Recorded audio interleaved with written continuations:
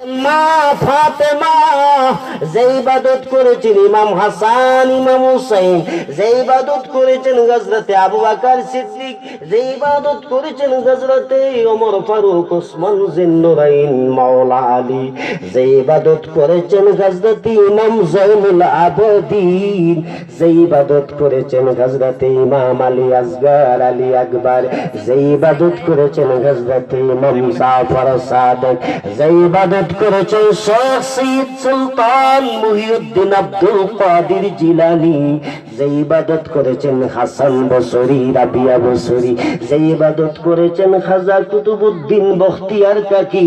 যে ইবাদত করেছেন গরিব নওয়াজ খাজা মুঈনুদ্দিন চিশতি আজমারি শানজারি, যে ইবাদত করেছেন বোয়ালে কালান্দার, যে ইবাদত করেছেন মুজাদ্দেদ আল ফসানি, যে ইবাদত করেছেন হযরতে শাহজালাল ইয়ামানি। ওই ইবাদতের নাম হলো ইবাদতে রাব্বানি।